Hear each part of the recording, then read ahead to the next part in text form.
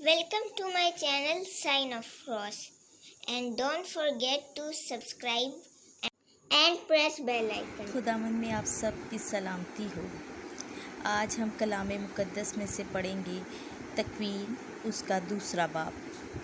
پس آسمان اور زمین اور ان کی کل آراستگی تمام ہوئی، اور خدا نے 7ویں دن اپنے کام سے جو کر چکا فارغ ہوا، اور اس نے 7ویں دن اپنے سب کام سے جو کر چکا آرام کیا۔ اور خدا نے 7ویں دن کو برکت دی اور اسے مقدس ٹھہرایا، اس لیے کہ اس میں خدا اپنے سب کام سے جو بنایا اور خلق کیا تھا فارغ ہوا۔ یہ ہے آسمان اور زمین کا شروع جب وہ ہستی میں لائے گئے۔ باغ عدن۔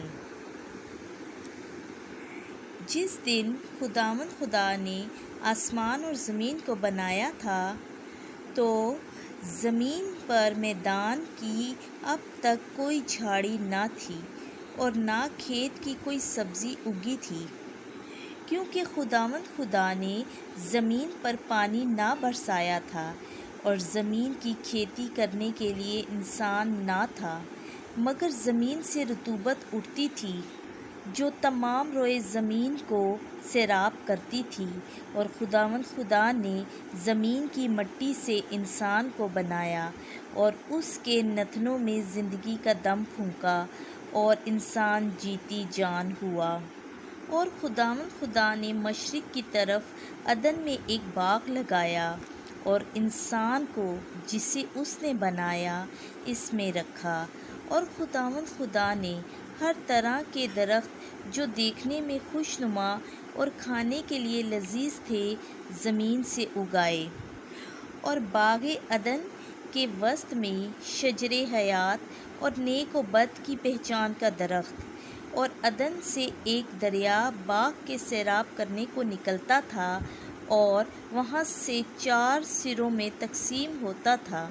پہلے کا نام فیسون، جو حویلا کی ساری زمین جہاں سونا ہوتا ہے گھیرتا ہے، اور اس زمین کا سونا عمدہ ہے، اور وہاں مقل اور سنگ جزا بھی ہوتے ہیں۔ اور دوسرے دریا کا نام جیون ہے جو کوش کی ساری زمین کو گھیرتا ہے، اور تیسرے دریا کا نام دجلہ ہے، وہ اشور کے مشرق میں جاتا ہے، اور چوتھا دریائے فرات ہے۔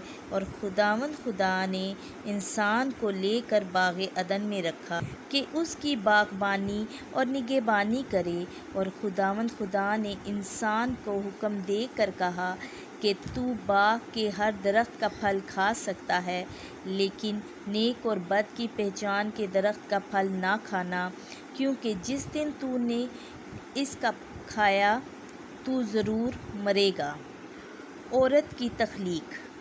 اور خدا نے کہا کہ انسان کا اکیلا رہنا اچھا نہیں، ہم اس کے لیے ایک مددگار اس کی مانند بنائیں۔ اور خدا زمین کے سب جاندار اور آسمان کے سب پرندے مٹی سے بنا کر انسان کے پاس لایا، تاکہ دیکھے کہ وہ ان کے کیا نام رکھتا ہے۔ پس آدم نے ہر ایک جاندار کا جو نام دیا وہی اس کا نام ہوا، اور انسان نے سب چرندوں اور آسمان کے سب پرندوں اور زمین کے سب درندوں کا نام رکھا، پر انسان کو اپنی مانند کا کوئی مددگار نہ ملا۔ تب خدا نے انسان پر گہری نیند بھیجی، اور جب وہ سو گیا اس نے اس کی پسلیوں میں سے ایک پسلی نکالی اور اس کی جگہ گوشت بھر دیا۔ اور خدا نے اس پسلی سے جو اس نے انسان سے نکالی تھی ایک عورت بنائی، اور اسے انسان کے پاس لایا۔ اور انسان نے کہا، اب یہ میری ہڈیوں میں سے ہڈی اور میرے گوشت میں سے گوشت ہے، وہ ناری کہلائے گی کیونکہ نر سے نکالی گئی۔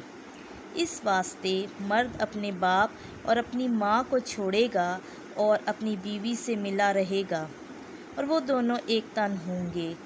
اور آدمی اور اس کی بیوی دونوں ننگے تھے اور شرماتے نہ تھے۔